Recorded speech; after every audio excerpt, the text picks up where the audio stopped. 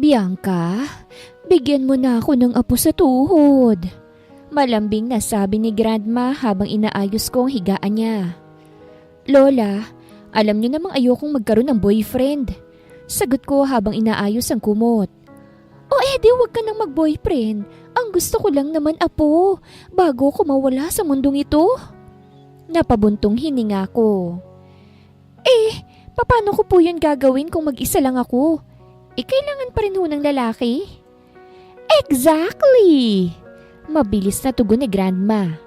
Lalaki lang ang kailangan mo, hindi boyfriend. Kaya't maghanap ka na ng sperm donor. O kaya pumunta ka sa sperm bank sa abroad.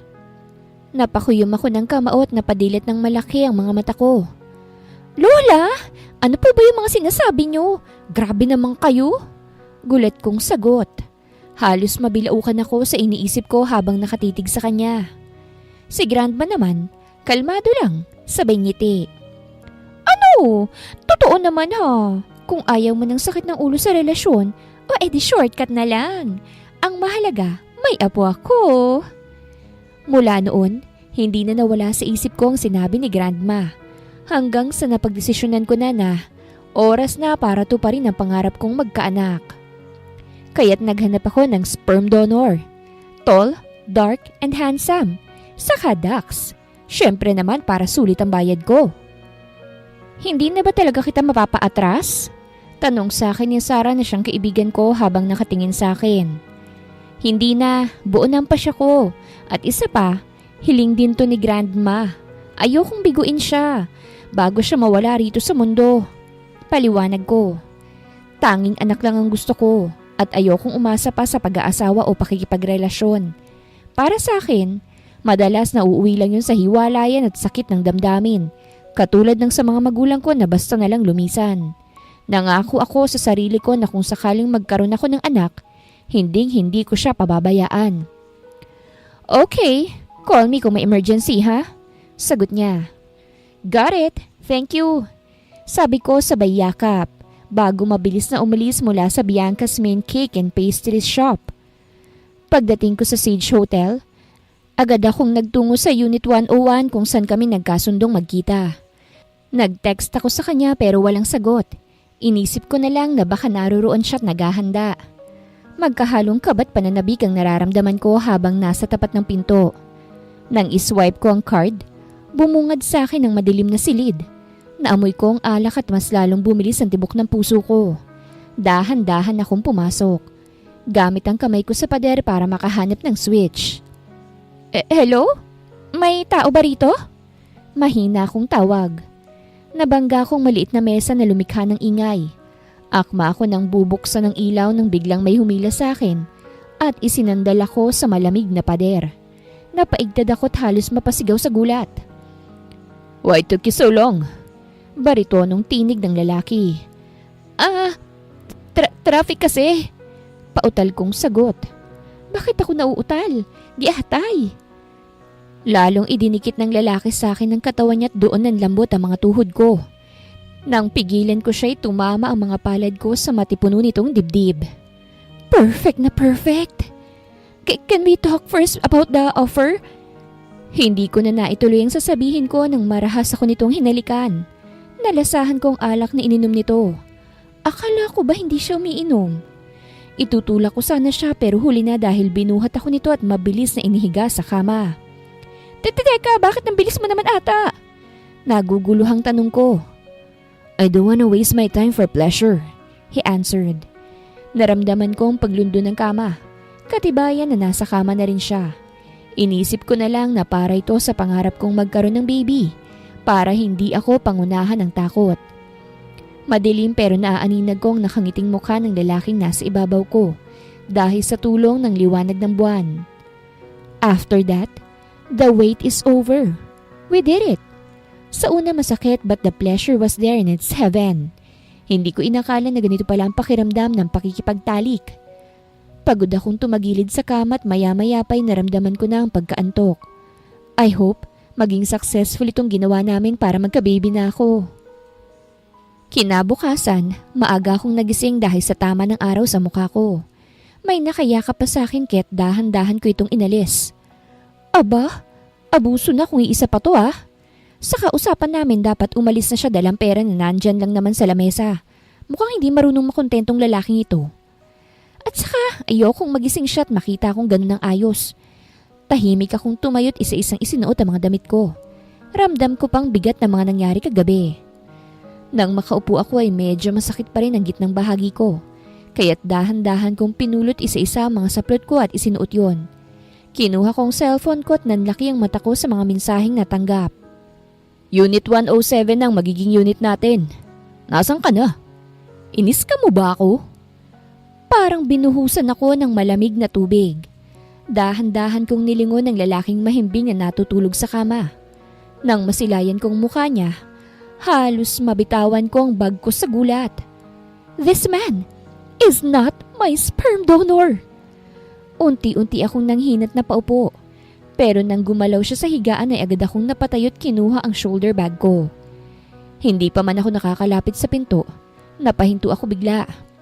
Iyong pera. Kailangan ko bang iwan ditong pera?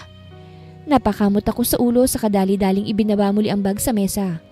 Kinuha ko na lang ang swipe card at cellphone ko at muling naglakad papunta sa pinto. Pero natigilan ulit ako. Hindi ko naman siya sperm donor.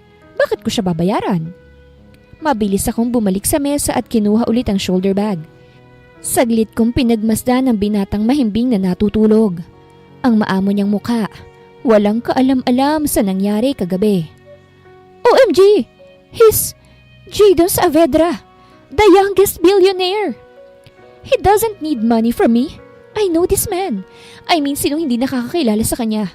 Galing siya sa elite family. Barya lang para sa kanyang 100,000 na hawak ko ngayon. Nang gumalaw ulit siya ay mabilis at tuluyan na akong lumabas ng Unit 101. Dala ang pera na dapat sana'y pambayad sa sperm donor ko. What on earth is happening?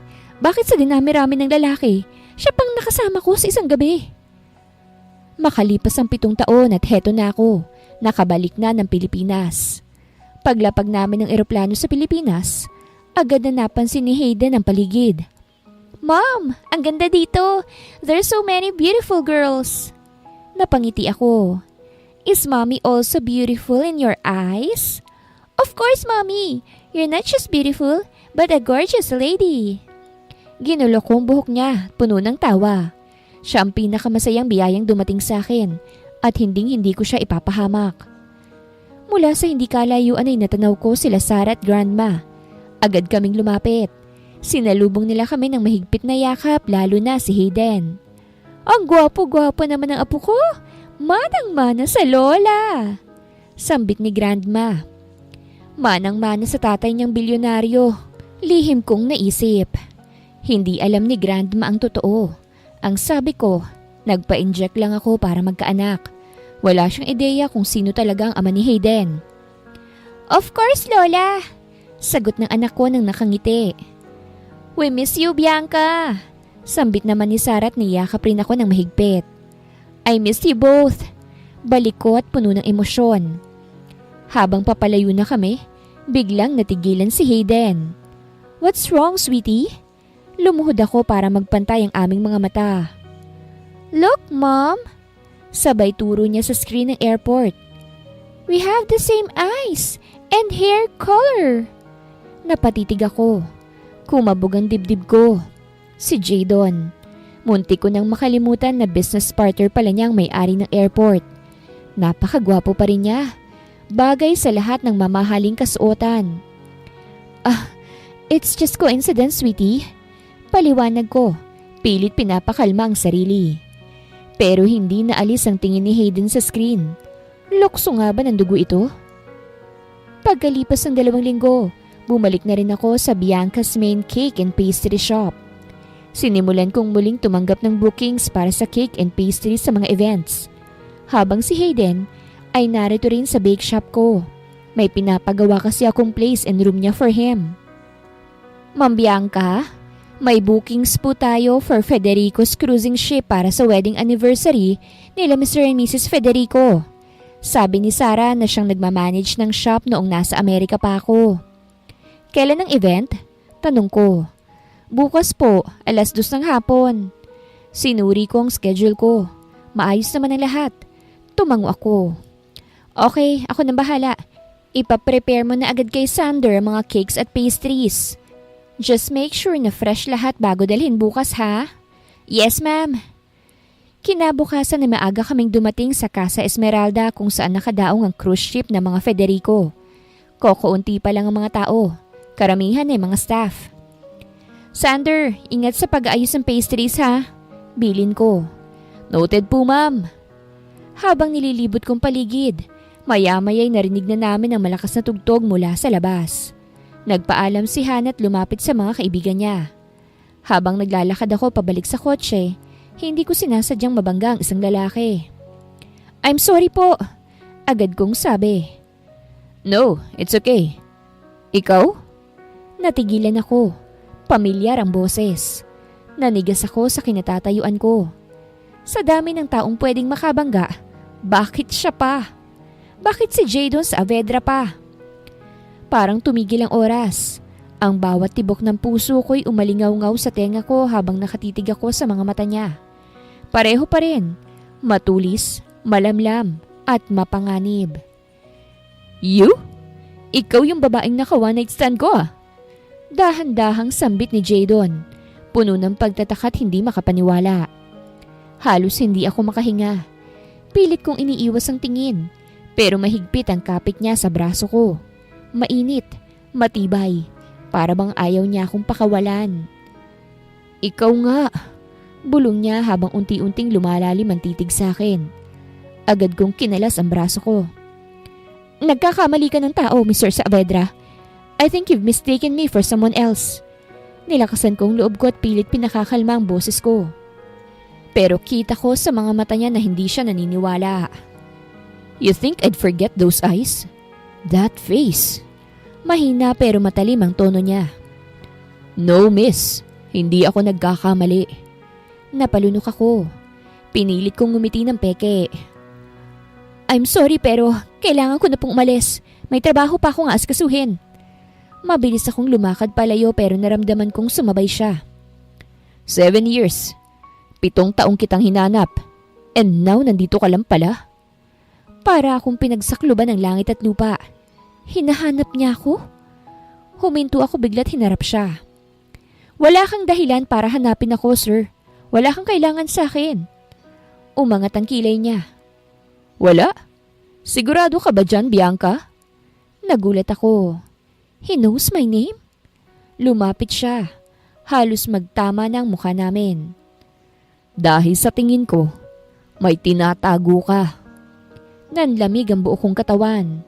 Ang unang pumasok sa isip ko ay si Hayden.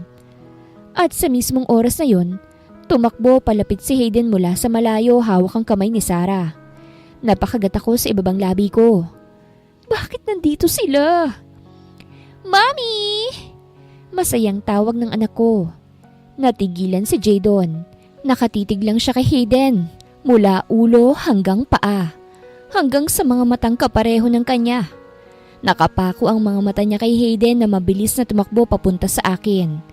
Agad kong hinilang anak ko at niyakap ng mahigpit na para bang kaya kong itago siya sa bisig ko. Mommy, I'm thirsty! Inosenteng sabi ni Hayden. Ngumiti ako, pilit na pinapakalma ang sarili. Okay sweetie, we'll get your juice later ha? Muling bumaling ang tingin ko kay Jadon. Nakatayo siya roon. Seryosong mukha't hindi inaalis ang titig sa amin. Kita ko ang bahagyang pagkakunot ng noo niya at ang paraan ng pagdako ng mata niya mula sa akin hanggang kay Hayden. Cute kid. Malamig niyang sambit pero halatang may iniisip. Thank you. Mana kasi sa akin. Mabilis kong sagot. Umangat ang kilay niya at bahagyang ngumiti. Yeah, just like you. Mahinang sagot niya pero ramdam kong puno ng pagdududa. Tumikhim ako at hinila si Hayden palayo. We have to go. Nice bumping into you, Mr. Saavedra. Nang tumalikod na ako, naramdaman kong sinusundan niya kami ng tingin. Para akong hinihiwa ng mga mata niya. At nang maisakay ko na si Hayden sa kotse, doon lang ako nakahinga ng maluwag. Pero hindi ko mapigilang manginig.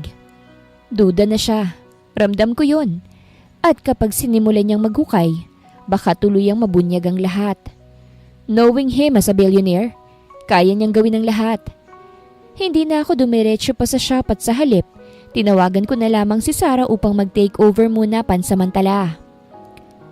Hindi ako makapaniwala na makikita ko ulit siya sa loob ng 7 taon. Hindi ko rin alam kung papaano niya akong naalala. Madilim ng gabing yon sa pagkakaalam ko kaya't papaano? At isa pang ikinababahala ko ay kitang-kita ko sa mga mata niya kung gaano siya kainteresado sa akin ngayon. Damn this life! Mali atang bumalik agad kami ng Pilipinas.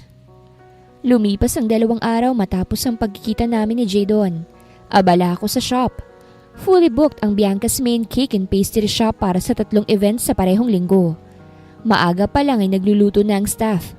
At ako naman ay nakafocus sa pag-check ng mga orders. Sis, may nagpa-reserve po ng custom cake for pick-up today. Wala po sa listahan natin pero direct walk-in kahapon. Sambit ni Sarah. Napataas ako ng kilay ko.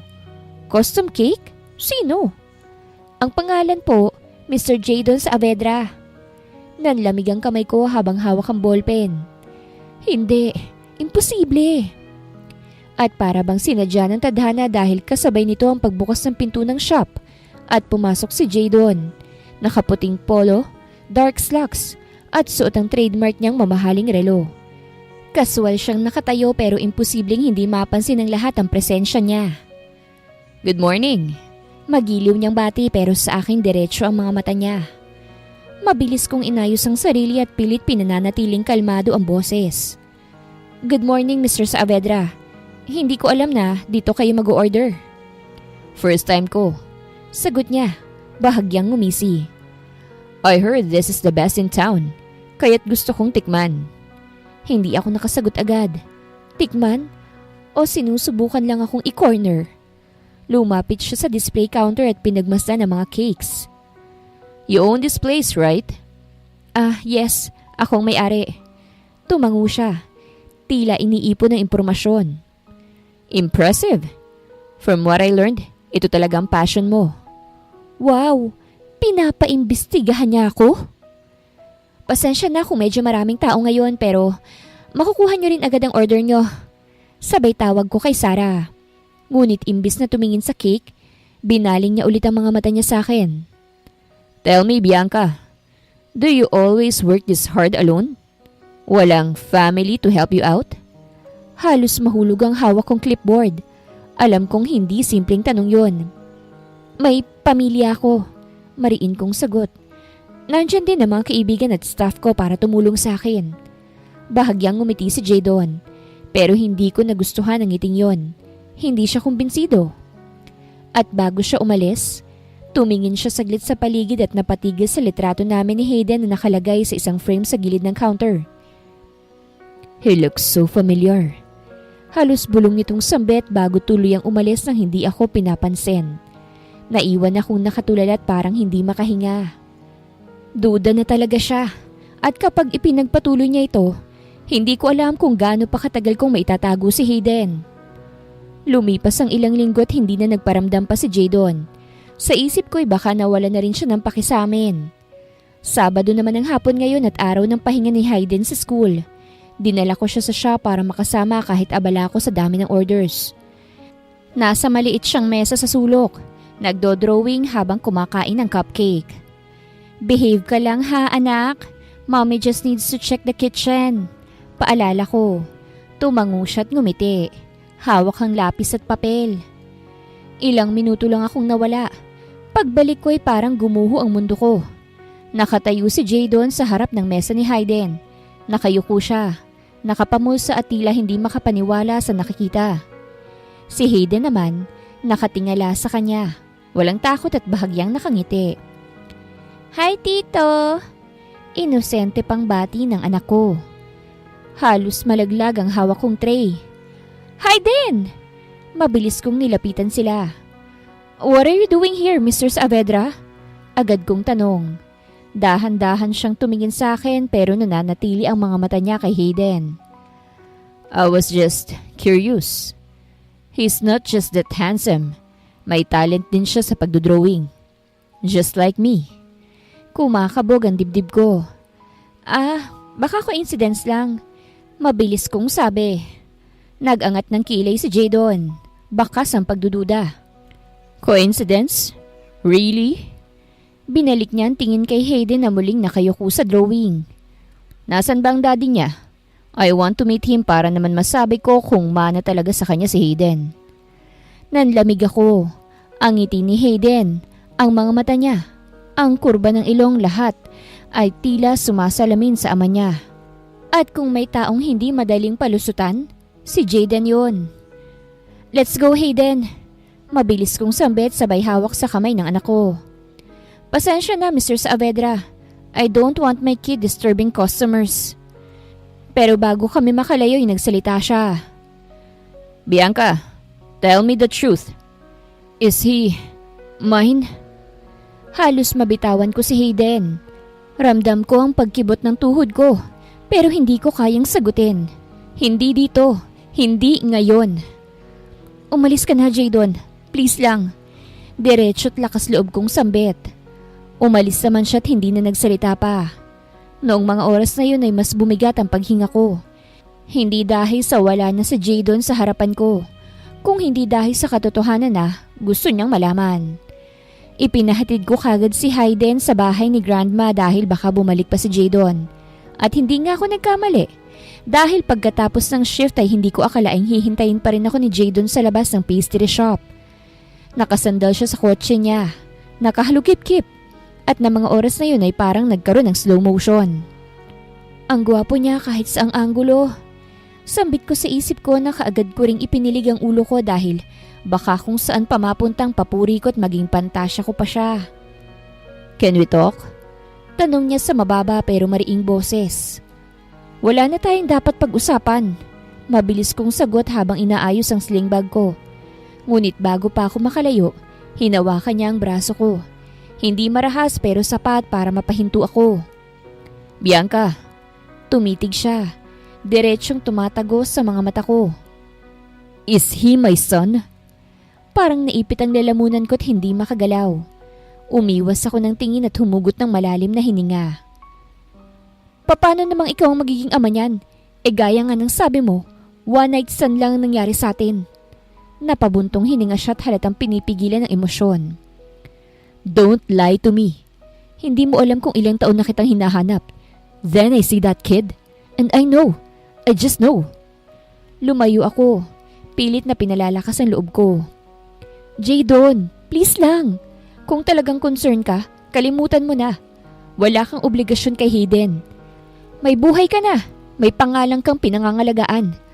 Ako lang ang may kailangan ng anak, hindi ikaw. Wala ka nang dapat alalahanin eh. Pero unti-unting lumapit siya. Halos maramdaman ko na ang init ng hininga niya. That's where you're wrong. Bianca, if he's mine, then I have every right. At wala kang karapatang ipagkait siya sa akin. Nanlamig ako. Sa unang pagkakataon nakita kong determinasyon sa mga mata ni Jadon. At hindi na ito simpleng curiosity. Answer me, Bianca. Bulong niya. Halos nanginginig. Is Hayden my son? Pinikit ko ang mga mata ko. Pilit na hinahanap ang tapang na matagal ko ng kinikimkim. Nang dumilat ako, diretso kong sinalubong ang titig niya. Yes. Mahina pero malinaw kong sambit. Hayden is your son. Halos mapaatras siya. Parang tinamaan ng suntok na hindi niya inaasahan. Ilang segundo siyang natahimik. At doon ko nakita kung papaano siyang nilamon ng emosyon. Galit, gulat, pero higit sa lahat, sakit. Bakit? Garalgal ang boses niya. Bakit hindi mo sinabi sa akin? Napakagat ako sa ibabang labi ko habang pinipigil ang luha. Kasi hindi ko kayang umasa. Hindi ko kayang hintayin na baka sa huli, iiwan mo rin kami. Ayokong maranasan ng anak kong sakit na iniwan ng mga magulang ko sa akin. Pinili kong maging mag-isa para walang madurog na puso. Hinawakan niyang sentido niya at halatang hirap huminga. Bianca, you took away 7 years. 7 years na wala akong alam. Do you have any idea kung gaano kalaking kasalanan yun? Nanginig ang kamay ko habang nakapulupot sa strap ng bag ko. I did what I thought was right. Pinili kong protektahan siya kahit na ibig sabihin nun na itago ka. Natahimik siya sandali bago magsalita. I can't accept that. He is my son. At mula ngayon, I'll do everything just to claim him. You can't erase me from his life. At doon tuluyan ang bumagsak ang luha ko. Kasi alam kong nagsimula na ang laban na kinatatakutan ko. Isang laban na baka hindi ko kayaning panalunin. Jadon's point of view. Hindi ako mapakali buong gabi. Umiikot sa isip ko ang mukha ng anak ko. Ang ngiti niya, ang mga mata niya. Parehong-pareho sa akin.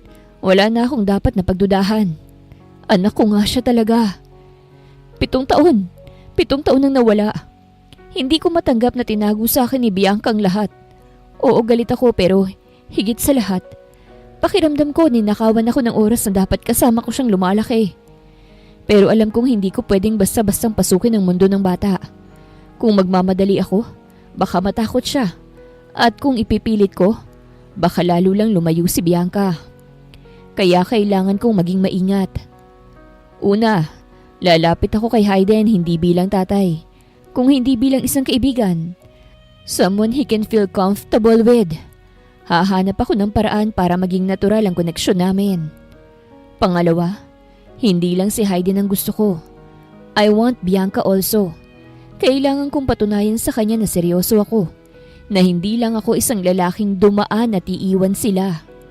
At pangatlo, gagamitin ko ang lahat ng meron ako. Oras, pera, pangalan.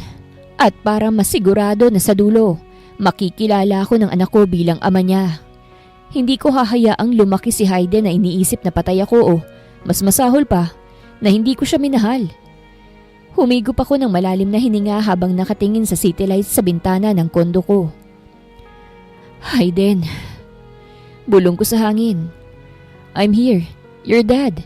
At gagawin kong lahat para mapatunayan sa mami mo na deserve kong maging parte ng buhay niyo.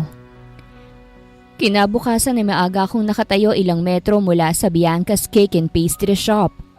Kunwari, nagbabasa ng message sa phone habang pinagmamasdan ko ang loob. Nandun si Hayden, nakaupo sa isang maliit na mesa. Abalang-abala sa pagkain ng cupcake habang may hawak na laruan. Tumatawa siyang mag-isa, parang may sariling mundo. At bawat ngiti niya, parang palaging may kutsilyong tumatarak sa puso ko. Hindi ko pwedeng sabihin, anak kita. At basta na lang lapitan. Baka matakot siya. Kailangan kong dahan-dahanin. Huminga ako ng malalim at naglakad papasok.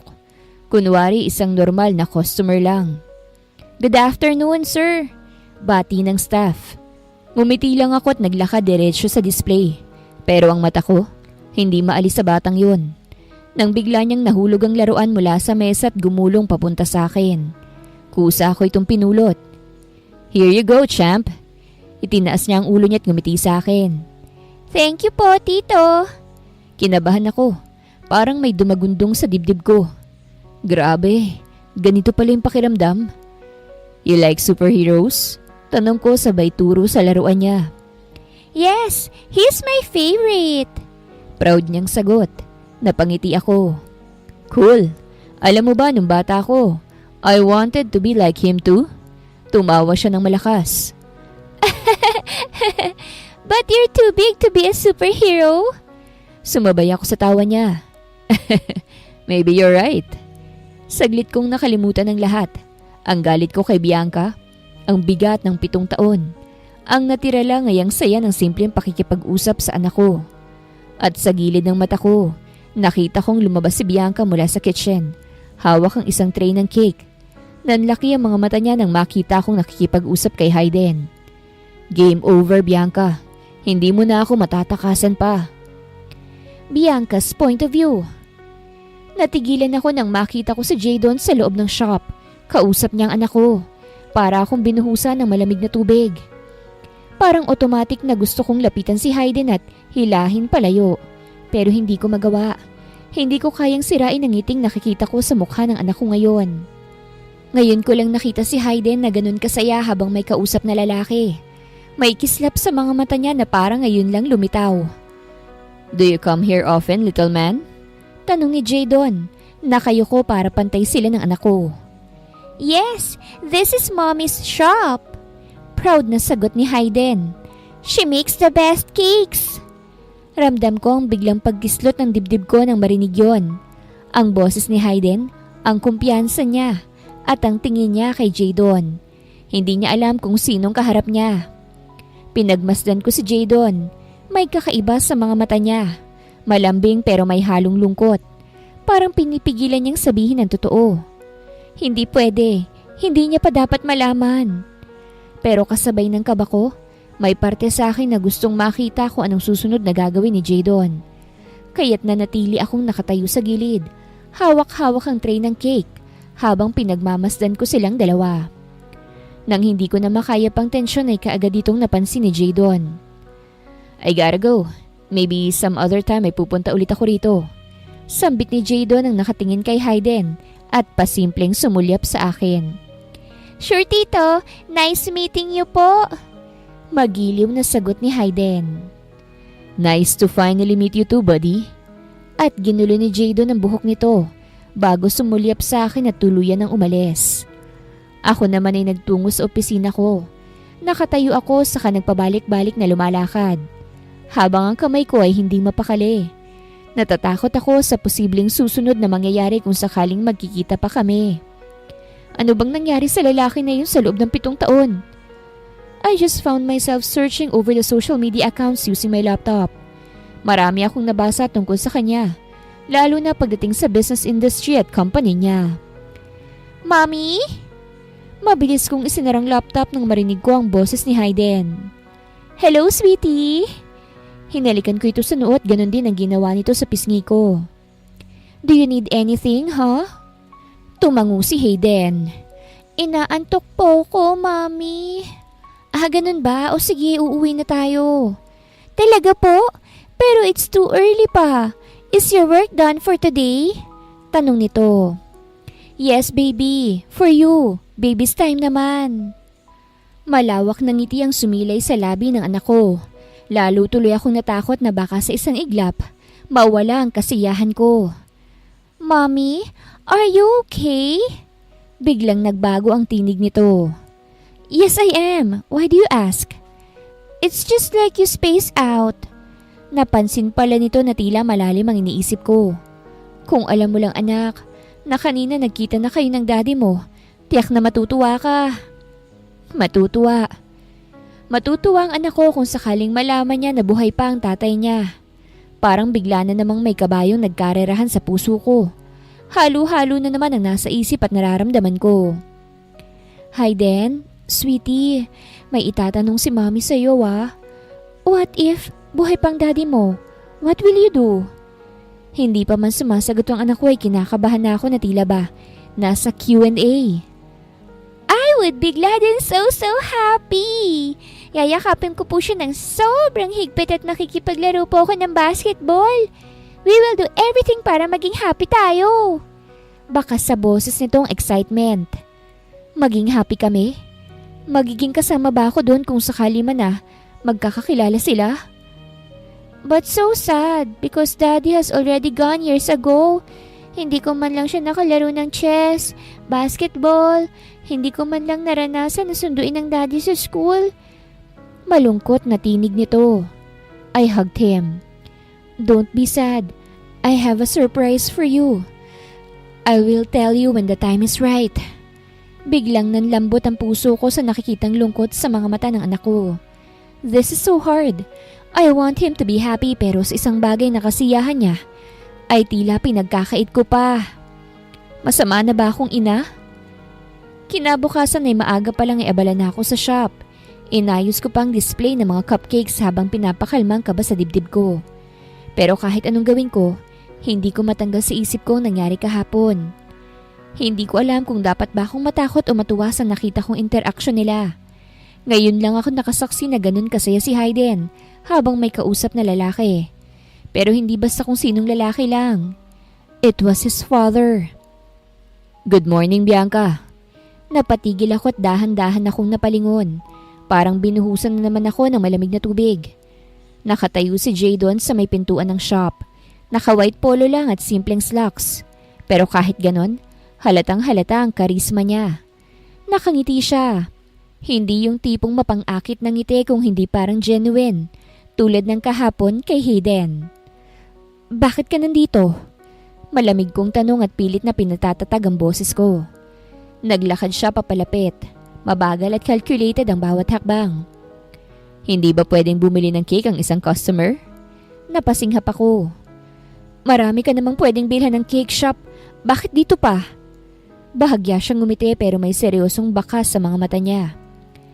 Dahil nandito ang pinakamagandang gumagawa ng cake. And may isang tao akong gustong makita. Kinabahan ako.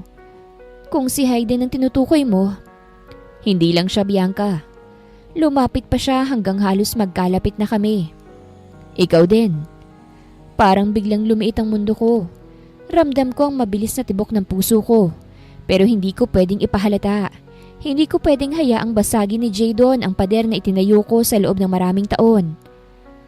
I don't know what you're trying to do, Jadon. Pero please, wag mo kaming guluhin. Mariin kong sambit. Tahimik siyang tumingin sa akin bago bahagyang tumango. Hindi ko kayo guguluhin, pero hindi rin ako aalis. Hindi na ngayon, hindi na ulit. At bago pa ako makasagot, narinig ko ang boses ni Hayden mula sa itaas. Mommy, who's there? Napatigil ako at nakita kong bahagyang kumislap ang mga mata ni Jadon. Ramdam ko ang panginginig ng kamay ko habang hawak ang tray. Tumingala ako at nakita kong pababa na ng hagdan si Hayden. Nakangiti at dala-dala pa ang paborito niyang laruan. Sweetie, balik ka muna sa kwarto. Mabilis kong sambit pero huli na. Napatigil siya sa huling baitang nang makita kung sinong nasa shop. It's you! The tita from yesterday! Napangiti si Jadon at bahagyang lumuhod para pantay ulit sila. Hey champ, good morning! Dali-daling tumakbo si Hayden papalapit at halos yakapin ang binti ni Jadon. Mommy, he's so nice! Can we let him stay for a while? Parang may matigas na bola na bumara sa lalamunan ko. Hindi ako agad nakasagot. Kitang-kita ko ang tuwa sa mukha ng anak ko. Isang tuwa na matagal ko nang gustong makita sa kanya. Pero ayokong manggaling yun kay Jadon. Hayden anak. Lumapit ako at marahang hinawakan ng balikat niya. Si Tito, busy yan. Baka alis na rin siya. Pero biglang sumabat si Jadon. Diretso ang titig sa akin pero malambing ang boses para kay Hayden. Actually, I have some free time. Maybe your mom can let me stay for just a few minutes? Only if she says yes. Parang bumilis lalo ang tibok ng puso ko. Hindi ko alam kung papaano ko haharapin to. Kung tatanggi ako, masasaktan si Hayden. Kung papayagan ko, unti-unti nang mababasag ang lihim na pinangahawakan ko sa loob ng 7 taon. Please, Mommy?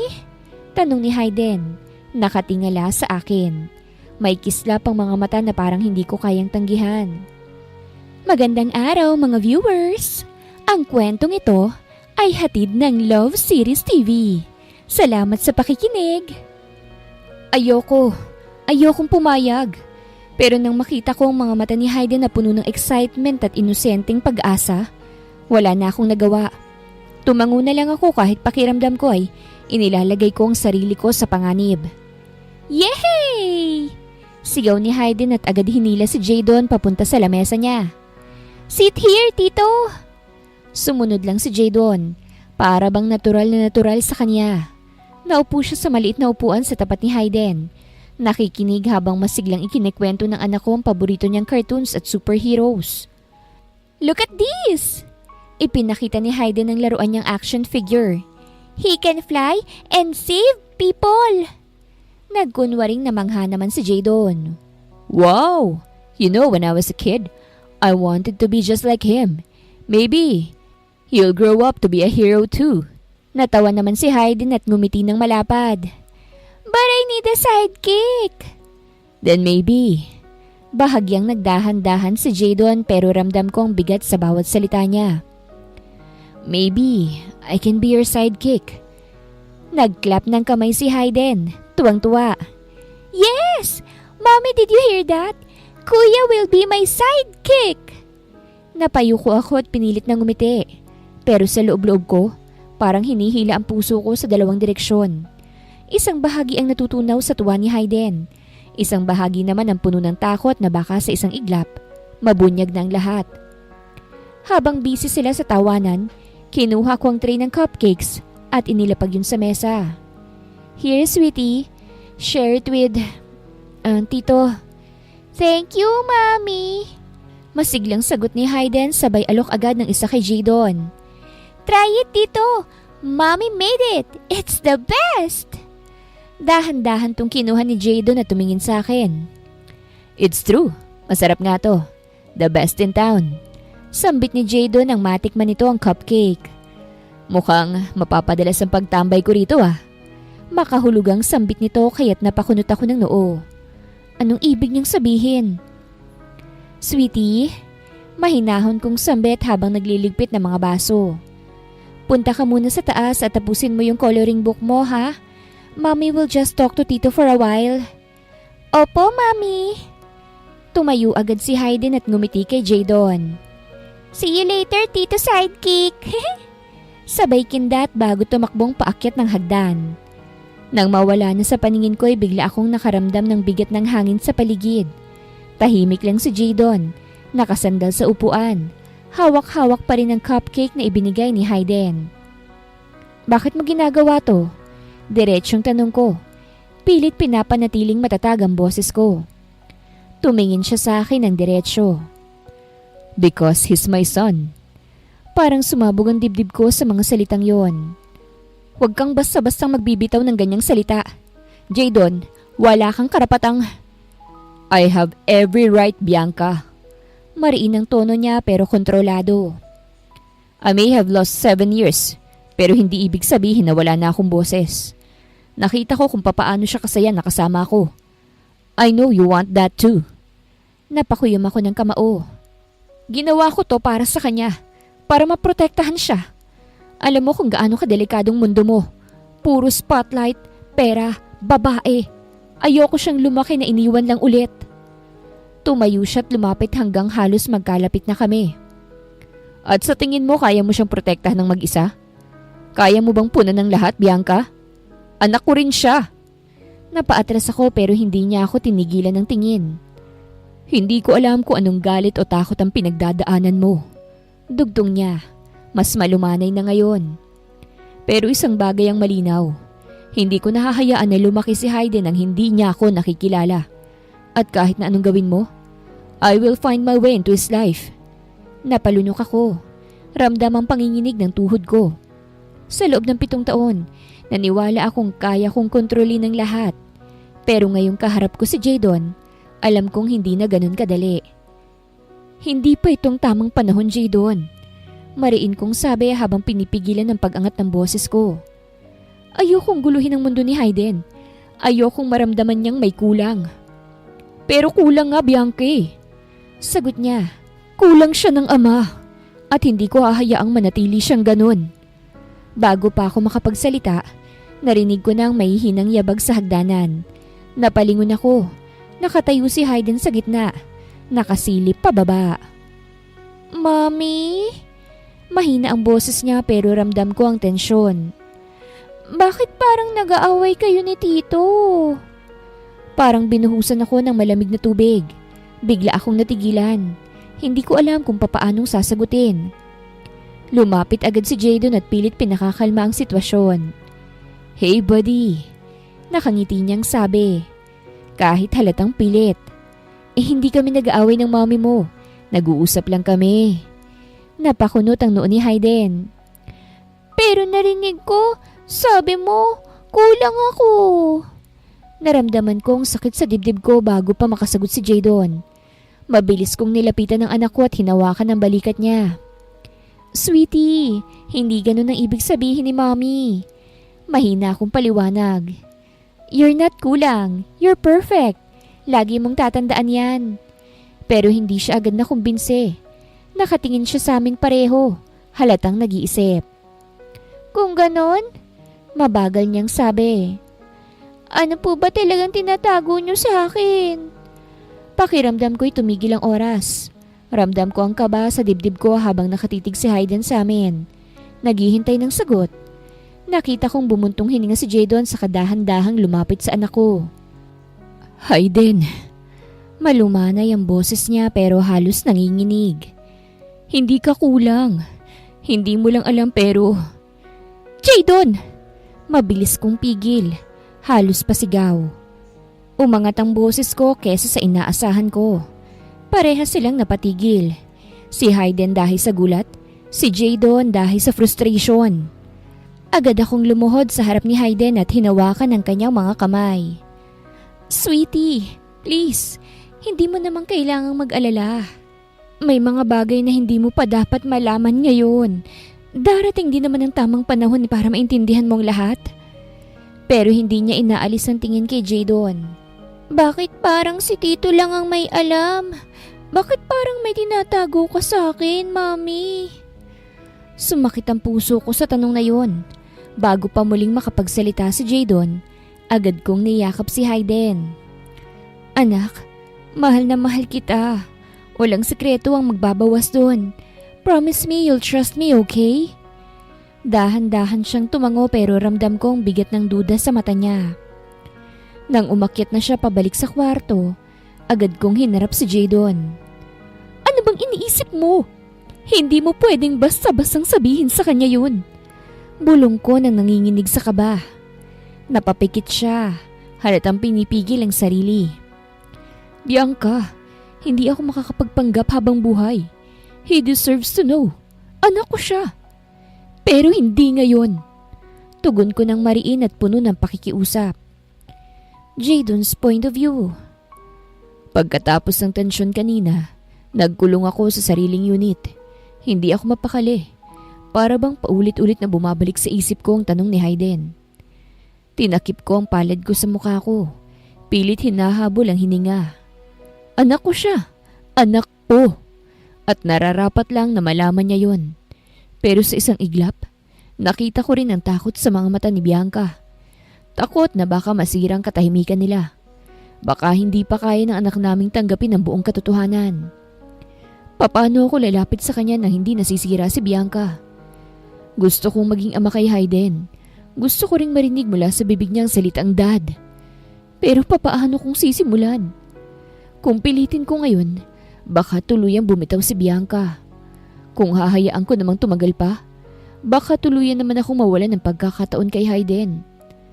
Napasandal ako sa sofa, nakatitig sa kisame. Hayden, anak, paano ba kita malalapitan nang hindi ko kayo nasisira ng mami mo? Pinikit ko ang mga mata ko't nagpasya.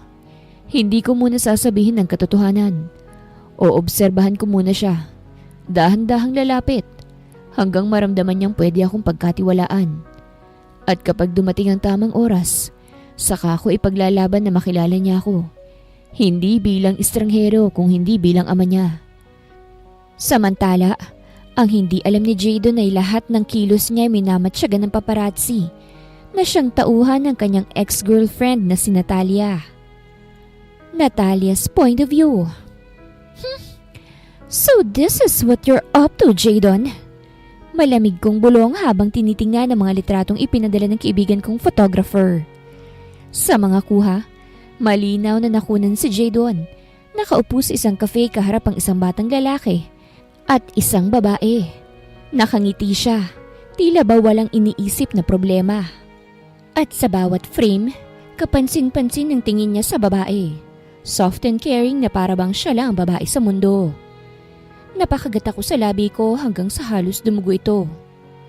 So, this is the woman. Hindi ko napigilang pisilin ang phone sa aking kamay. Halos mabasag. Ako dapat yun eh. Ako dapat ang kasama niya. Hindi yung babaeng yan. Hindi ang anak ng kung sino. Bumuntong hininga ako at sinusubukang pigilan ang galit. Pero lalo lang itong lumakas. Nakita ko ang bata. Nakangiti habang tinatapik ni Jadon ang ulo niya. Don't tell me. Anak niya yun? Agad kong tinawagan ang kaibigan ko. I need more information. Sino yung babae? Anong background niya? At kung totoo bang anak niya yung bata? Bakit ka interesado? Tanong ng nasa kabilang linya. Because, matalim kong sabi. Nobody steals what's mine. Pagkababa ng tawag, tumingin ako muli sa litrato. Mabigat ang dibdib ko. Halo ng selos, galit at matinding determinasyon. Enjoy your little happy family. Bulong ko. Malamig ang tono. Dahil sisiguraduhin kong hindi ka tatagal sa tabi niyan. Nang araw din na yun ay napagpasyahan kong puntahan si Jadon to confirm everything. Pinagmasdan ko ang malalaking tinted glass ng Saavedra Holdings habang papasok ako sa lobby. Sanay ako sa atensyon ng mga tao. Pero ngayon, ibang klase ang tensyon sa dibdib ko. Hindi ito simpleng pagbisita dahil kailangan kong makumpirma ang hinala ko. Good morning, Miss Aragon. Bati ng receptionist. Halatang kilala pa rin ako. Do you have an appointment with Mr. Saavedra? Ngumiti ako ng malamig. Tell him Natalia is here. He'll let me in. At hindi nga ako nagkamali. Ilang minuto lang, nakasakay na ako sa private elevator papunta sa top floor. Pagpasok ko, bumungad agad sa akin si Jadon. Nakasuot ng 3-piece suit, nakabukas ang ilang butones ng polo, at abala sa laptop. Pero nang nakita niya ako, bahagya siyang natigilan. Natalia? Malamig at puno ng pagtataka ang boses niya. What are you doing here? Lumapit ako ng dahan-dahan at hindi inaalis ang tingin ko sa kanya. I could ask you the same thing, Jadon. Ano ba ito mga naririnig ko? You, spending time with a woman and a kid? Bahagya siyang kumunot ang noo. Napansin kong agad siyang tumayo. Para bang handa siyang depensahan ang sarili niya. That's none of your business. Napatawa ko, mapait at mapanukso. None of my business? Really? Don't play dumb with me, Jadon. You know me well enough. I always find out the truth. And the truth is... Ibinaba ko ang hawak kong phone sa mesa niya. Ipinakita ang mga litrato. This boy looks exactly like you. The eyes, the hair, even the way he smiles. Tahimik lang siya pero ang katahimikan niyang yon ay tila mas malakas pa kesa sa pagsigaw. Umiling ako. Ramdam ang pait at galit na kumukulo sa dibdib ko. So it's true. You have a son with her. With that woman. Tahimik na nakatitig si Jadon kay Natalia matapos itong maglabas ng mga litrato. Kita sa mga mata niya ang pagpipigil at bigat ng sitwasyon. Ngunit bago pa siya makapagsalita, bumukas ang pinto.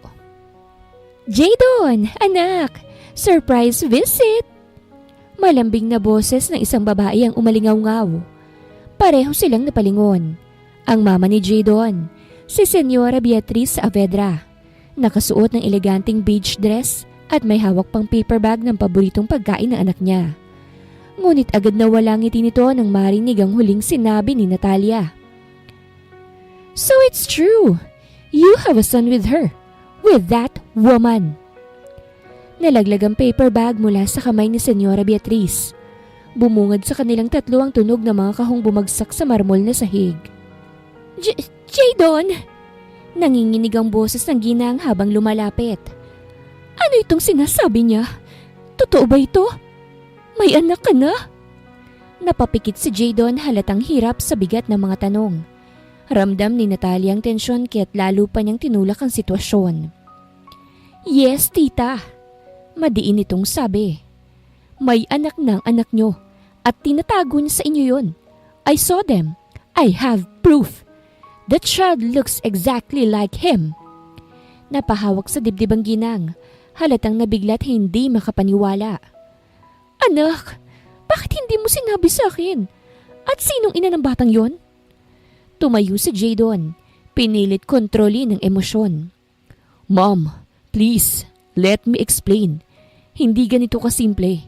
Hindi pa ako sigurado kung papaano ko haharapin ang... Ngunit pinutol siya ni Natalia sabay taas ng isang litrato na kuha ng paparazzi, kung saan kasama si Bianca at si Hayden. She's the woman.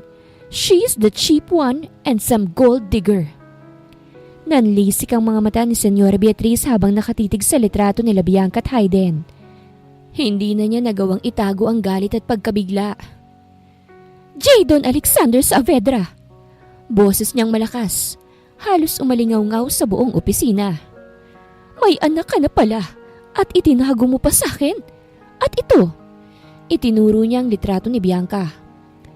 Ang babaeng pinili mong maging ina ng apo ko? Ma'am, calm down. Pilit na pakumbaba ni Jadon pero agad siyang pinutol ng ina. Don't you tell me to calm down. Pinaghirapan ko ang pangalan ng pamilya natin. Ang reputasyon ng Saavedra Holdings. Tapos si ganito? A son out of wedlock? At anak ng isang ordinaryong gold digger na babae? Napasinghap si Natalia at nakangiti ng palihim. Halatang nagtatagumpay siya sa pagkakagulo ng mag-ina. Ma'am, enough! Mariing sabi ni Jadon, halatang pinipigilan ng sarili. Wala kang karapatang tawagin siyang gold digger at higit sa lahat, walang kasalanan si Hayden. Saglit na natahimik si Senyora Beatriz, pero lalong sumidhi ang galit. Kung totoo ngang apo ko ang batang yon, then I had every right to see him. Hindi mo siya pwedeng itago sa akin. At ikaw, anak? Lumapit ito kay Jadon at tiningnan ng masama. You will bring that child to me. Ngayon din. Nanatiling tahimik si Jadon. Nangingibabaw ang tensyon. Alam niyang kapag pumayag siya, mapapasabak si Bianca at si Hayden sa bagyong dala ng pamilya niya. Mariing umiling si Jadon at tumindig sa harap ng kanyang ina. No, Mom. Hindi ako bastang susunod sa gusto mo. Madiin niyang sagot. Kung gusto mong makita si Hayden, it will be on my terms at hindi ngayon yun. Hindi mo pwedeng basta nalang diktahan ng buhay ko, lalo na ng sa anak ko. Nanlaki ang mga mata ni Senyora Beatriz. Anak mo? Pati bang batang yun ipinagmamalaki mo na? Hindi mo ba naiisip kung anong sasabihin ng lipunan? Na mga kaibigan natin, na mga board members ng kumpanya. Mom, I don't care anymore. Singhal ni Jadon. Ngayon ay hindi na nagpipigil ng emosyon. I don't care what society says or what your friends will think. Ang mahalaga sa akin, si Hayden at ang nanay niya. Hindi sila bagay na ikakahiya ko. Napatigil si Natalia. Hindi makapaniwala sa narinig. Para bang kinurot ang puso niya sa kung papaanong depensahan ni Jadon si Bianca at ang bata. Samantala, nanginginig sa galit si Senyora Beatriz. Kung ganon, Jadon, huwag mo akong sisisihin kung ako mismong kikilos. Kung ayaw mong dalhin sa akin ng batang yon, ako nga hanap sa kanila. Don't you dare, Mom. Malamig pero matalim ang boses ni Jadon. Kapag sinaktan mo sila, kahit sa anong paraan hindi ako magdadalawang isip na lumaban. Kahit ikaw pang kaharapin ko. Saglit na katahimikan nang bumalot sa opisina. Ang ina ni Jadon ay nakatingin sa kanya. Halatang nagulat sa tapang ng sariling anak. Pero ang galit sa mukha nito ay nananatili. Natalia's point of view. Hindi ako papayag na basta nalang nagbabalik ang isang babae sa buhay niya. At kasama pa rin ng isang bata na maaaring naging dahilan para makuha niyang muli ang atensyon ni Jadon. Hindi ako papayag. Hindi sapat sa akin ang basta nalang magalit si tita. Kailangan mawala sila para wala na ring dahilan pa si Jadon na tuluyan akong kalimutan. We should get back together. At mas mangyayari lang yon kapag nawala ang bata at ang ina nito. Kumuha ka ng taong pwedeng utusan para sa plano ko. Utos ko sa aking sekretarya. Pumunta ka sa cake shop mamaya. Kunin niyo ang bata. Ngunit wag niyo munang sasaktan. Gusto ko lang makitang takot sa mukha ni Bianca. May malamig na ngiti sa labi ko habang naglalakad ako palabas ng building. Samantala, abala ang shop ng araw na yon at pila ng customers at magiliw ang mga staff. Habang si Hayden sa kanyang maliit na mesa, may hawak na cupcake, masayang kumakain habang nagdodrawing. Hindi niya alam na may mga mata sa labas ng bintana na sinusundan ang bawat galaw niya. May pumasok na isang lalaki na hindi halatang ordinaryong customer. Nagtanong ng price list, bahagyang nagulo ang staff. Sa gitna ng kalituhan, may isa pang tawang pumasok at kumilos ng mabilis at nagpakilalang delivery. Nagdulot ng maliit na distraksyon kay Sarah. At sa sandaling yon, naganap ang hindi inaasahan. Nagulat si Bianca nang mapansin niyang wala na sa tabi niya si Hayden. Saglit lang siyang tumalikod para ayusin ang hawak niyang cupcake tray. Pero paglingon niya, bakante na ang upuan ng anak. Hayden! Sigaw niya habang mabilis na lumabas ang pastry shop. Nilibot niya ang mga mata pero tanging laruan lang ni Hayden ang naiwan sa sahig. Lumabas siya ngunit wala roon ang anak niya. Kaagad niyang pinareview ang CCTV at confirmed na may kumuha nga kay Hayden. Natigilan siya. Mabilis na kinabahan at halos manghina ang tuhod. Diyos ko, ang anak ko! Bulong niya habang nagsisimula ng mangilid ang luha. Nanginginig ang kamay ni Bianca habang pinipindot ang numero ni Jadon. Puno ng tao ang shop. May mga pulis na dumating. Si Sarah naman ay umiiyak. At ang ibang staff ay hindi pa rin makapaniwala sa nangyari. Pero si Bianca, halos hindi na makahinga. Pick up! Please pick up! Bulong niya habang patuloy na nagre-ring ang tawag. Ilang segundo pa'y narinig niya ang pamilyar na boses sa kabilang linya. Bianca? Malamig pero alerto ang boses ni Jadon. What's wrong? At doon na siya tuluyang nabasag. Jadon! Halos pasigaw niyang sambit. Luha ang nagsalita. Si Hayden! Kinuha nila yung anak ko! Nawawala siya! May mga lalaking dumating sa shop at hindi ko na siya naabutan. Halos mahulog ang cellphone ni Jadon mula sa kamay niya. Tumayo siya agad mula sa swivel chair. Itinulak ang mesa at nahulog ang ilang papeles. What? Mariin at malakas niyang sigaw. Bianca, calm down. Listen to me. Who took him? Do you have any idea? Hindi ko alam. Wala akong alam. Humagulgol na si Bianca. May dumating na parang customers tapos bigla na lang kinuha ang anak ko at isinakay sa kotse. Jadon, baka may mangyaring masama sa anak natin. Parang tumigil ang mundo ni Jadon nang marinig niya ang salitang anak natin. Pinikit niya ang mga mata at pinilit kumalma kahit kumakabog ang dibdib. Bianca, listen to me. Hindi ko hahayaan na may mangyari kay Hayden. I swear on my life I will find him. Send me everything. Description ng mga tao, kulay ng sasakyan, kahit maliit na detalye. I'll mobilize my men now. Narinig ni Bianca ang yabag ng mabilis na lakad ni Jadon sa kabilang linya. Ang pagbukas ng pinto ng opisina nito at ang malamig na tono ng mag-utos. Prepare the car. Alert the security team. Get access to all CCTV footage near Bianca's shop. Move fast. Jadon! Si Bianca. Hindi ko na alam kung anong gagawin ko eh. Hindi ko kaya kung may mangyayari kay Hayden. Don't you dare say that. Madiin niyang sagot, puno ng determinasyon. You're strong, Bianca, and I need you to hold on. I promise you, we will get back our son. Agad namang naisip ni Jadon ang posibleng taong gumawa nito.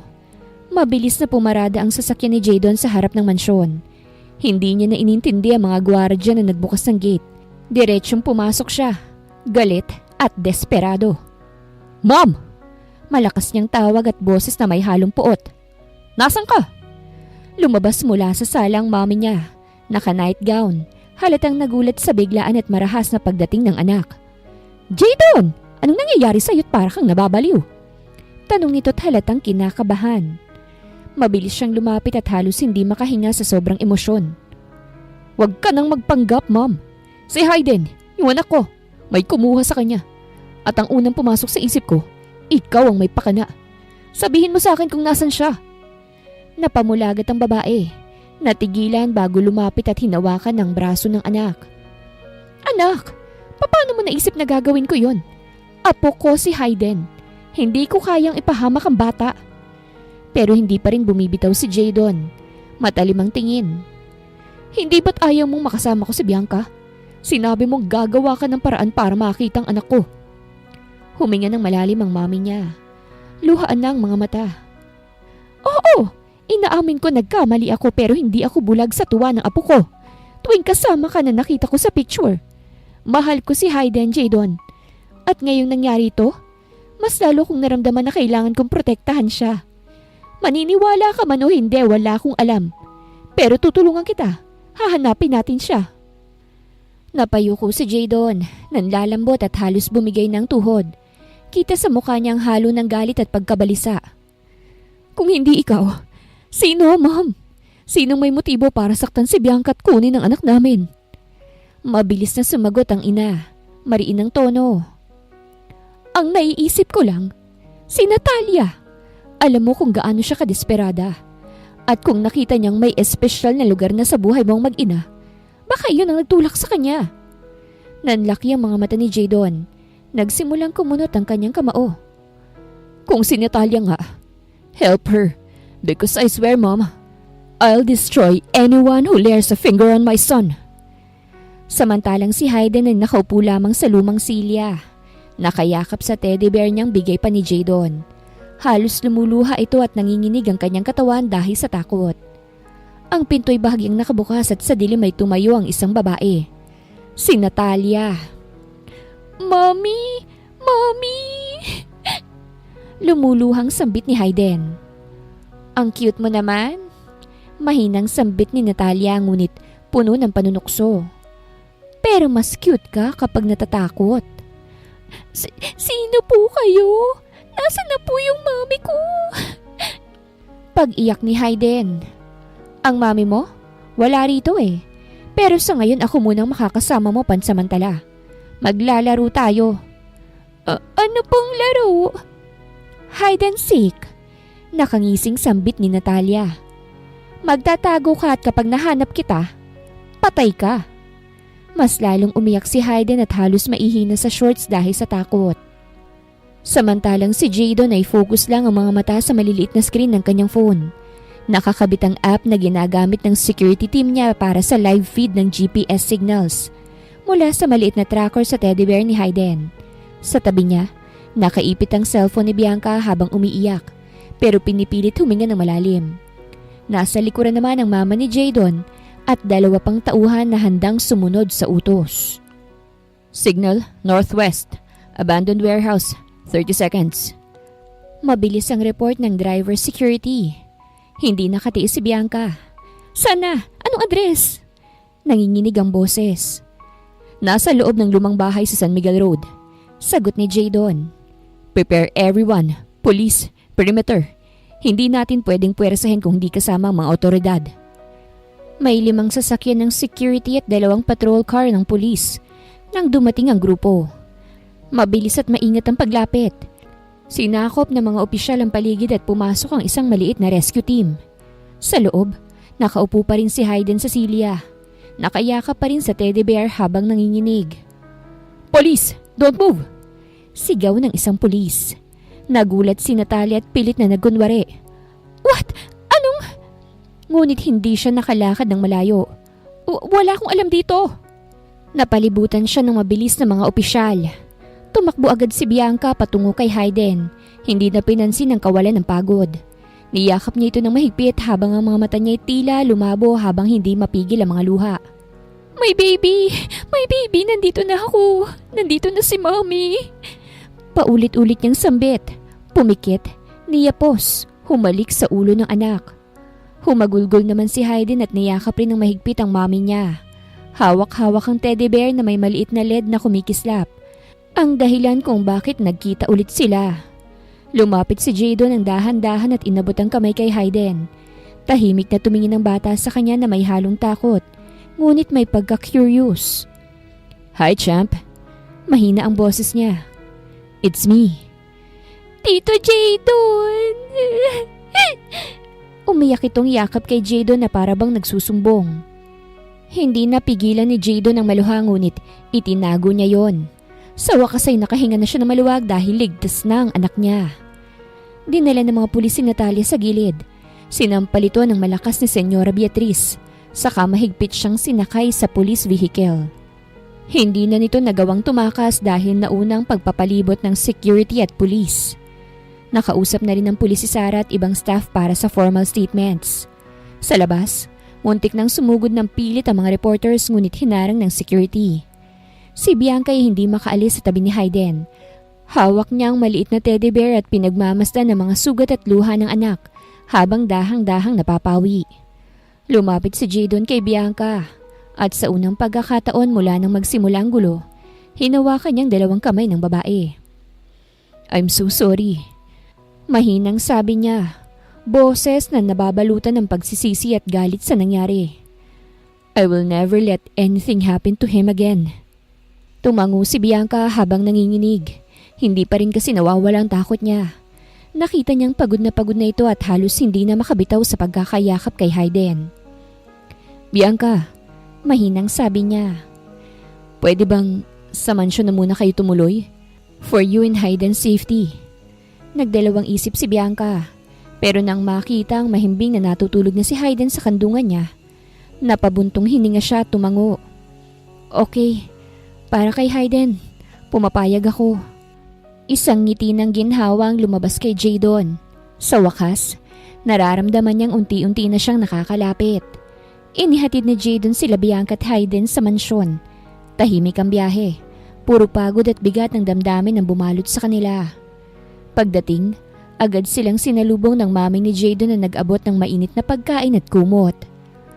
Welcome home sa bahay namin. Feel free here. Sambit ng mami ni Jadon. Saglit na nag-atubili si Bianca. Hawak-hawak ang kamay ni Hayden na nakayakap pa rin sa teddy bear. Kinabukasan, umaga pa lang ay mataas na ang sikat ng araw na pumapasok sa kurtina. Nakaupo si Bianca sa gilid ng kama habang gising na si Hayden. Nakatingin sa teddy bear na parang nagbibigay ng lakas sa kanya. Ang dami nang nangyari at sa lahat ng yon, it gave her courage to tell the truth. Her son deserves to know the truth at ganun din si Jadon. Deserve nitong matawag na daddy dahil hindi nito hinayaan na mapahamak si Hayden. Now is the right time, sambit ni Bianca sa isipan. Huminga ng malalim si Bianca. Ramdam ang bigat ng katotohanang matagal niyang itinatago. Hawak niya ang kamay ng anak. Dahan-dahang nagsalita. Anak, mahinahon ang boses niya. May sasabihin si Mami sa'yo ah. Ready ka na bang makinig? Tumingin si Hayden sa kanya at kita niya sa mga mata nito ang curiosity. Ano po yon, Mami? Halos mabilis ang pintig ng puso ni Bianca pero nagpatuloy siya. Naaalala mo ba? Lagi mong tinatanong kung nasan ang daddy mo. Tumango si Hayden, medyo kinakabahan. And you said he's dead. He's not dead, anak. Kasi siya si Daddy Jadon. Nanlaki ang mga mata ni Hayden. Si Tito Jadon? Daddy ko po siya. Tumulo ang luha ni Bianca pero nakangiti. Oo anak. Siyang daddy mo. At simula ngayon hindi ka na niya iiwan. Hindi mo na rin kailangang maghanap pa. Eksaktong dumating si Jadon. Kakalabas lang mula sa tawag sa mga tauhan. Napahinto siya nang makita si Hayden na nakatingin sa kanya. Gulat at malalaki ang mata at biglang tumakbo ang bata papalapit. Daddy! Sigaw ni Hayden at mabilis na yumakap sa kanya ng mahigpit. Halos mabingi si Jadon sa tindi ng tibok ng puso niya. Nanlalaki ang mga mata niya. Hindi makapaniwala at halos matulala. Dahan-dahan niyang niyakap pabalik ang anak. Pinipigilan ang panginginig ng kanyang kamay.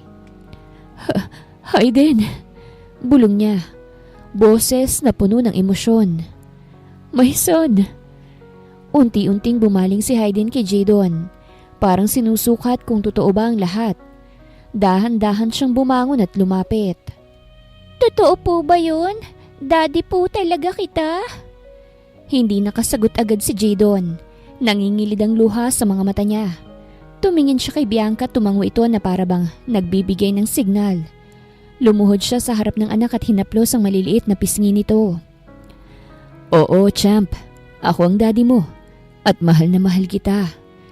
At sa unang pagkakataon, niyakap ni Hayden ang kanyang daddy ng mahigpit, puno ng init at walang halong alinlangan. Para kay Jadon, iyon ang pinakamatamis na sandali ng kanilang buhay. Sa gilid, hindi mapigilan ni Bianca ang mapaluha. Hindi niya inakalang darating ang panahon na ito. Nasa kandungan pa rin ni Jadon si Hayden. Mahigpit ang yakap nito habang nakangiti. Biglang nagbitiw ng inosenteng salitang bata. Since you're my daddy, ani Hayden na puno ng tuwa at excitement. Marry my mommy para complete family na tayo. Halos mabilaukan si Bianca sa sariling laway niya at napatingin agad kay Hayden na parang gusto niyang takpan ng bibig. Hayden! Ngunit bago pa siya makapagpaliwanag, tumawa si Jadon ng malakas. Halatang natutuwa at kinikilig sa sinabi ng anak. May ningning sa mga mata niya habang tumingin kay Bianca. That's my plan, son. Sagot niya sabay kindat kay Bianca. Sa ganda ba naman ng mami mo, papakawalan ko pa ba yan? Namula ang pisngi ni Bianca. Hindi niya alam kung saan ibabaling ang tingin. Parang bumalik ang kilig ng dalaga pa siya. Yung tipong simpleng salita lang ay nagpapabilis ang tibok ng puso niya. Jadon, bulong niya. Pilit itinatago ang ngiti. Ngunit si Hayden ay tuwang-tuwa naman at pumapalakpak pa habang sumisigaw. Yay! Complete family na kami! Natawa si Jadon at muling niyakap ang anak. Habang nakatingin pa rin kay Bianca na halatang kinikilig pero may mga fairy lights na nakasabit sa mga puno. Parang bituin na bumaba mula sa langit. Nasa gitna ng garden ng isang long table na may candles at fresh flowers mula mismo sa cake and pastry shop ni Bianca. Nalihim palang pinaset up ni Jadon. Nakadamit si Bianca ng simpleng white dress na pinilit siyang isuot ni Jadon. Wala siyang kaalam-alam na may espesyal na mangyayari. Jadon, ano na naman ba itong paandar mo? Tanong niya, natatawa habang sinusundan si Jadon papunta sa gitna ng garden. Just trust me. Sagot niya't halatang kinakabahan pero excited. Pagdating nila sa gitna, biglang lumabas si Hayden mula sa gilid. Hawak ang maliit na box na nakatali ng ribbon. Mommy, Daddy said, this is for you. Nagulat si Bianca. Hayden, ano to? Lumuhod si Jadon sa harapan niya. Kinuha ang box mula sa anak nila at binuksan ito. Isang eleganteng diamond ring ang nasa loob. Bianca, nagsimula si Jadon. Medyo nanginginig ang boses. I wasted years not knowing I already had the most precious family I could ever have. Ayoko ng masayang pang oras. Will you marry me? Will you be my wife? And let's finally be a complete family with Hayden. Tumigil ang oras para kay Bianca. Nangilid ang luha sa kanyang mga mata at napatingin siya kay Hayden na nakangiti. Mommy, say yes! Masayang sigaw ni Hayden. Napatawa si Bianca kahit nangingiyak-ngiyak. Saka tumingin kay Jadon. Jadon, yes, I will marry you. Nagsigawan sa tuwang ilang staff na nakasilip sa malayo. Ganon din ang lola niya na sobrang saya. Totoo ang true love! Sigaw pa ng lola niya na ikinatawa ni Bianca. Tumalon si Hayden at yumakap sa kanila. Si Jadon ay agad na tumayo at niyakap si Bianca sabay halik na puno ng pangako at pagmamahal. Finally, isang pamilya, buo at kumpleto. Maaaring subukan ka ng panahon at sitwasyon, pero ang tunay na pagmamahal at katotohanan ay laging magbubukas ng bagong pintuan. Sa kabila ng sakit at pag-iisa, darating ang araw na makakamtan mo ang kasiyahan at kumpletong pamilya na deserve mo. Wakas.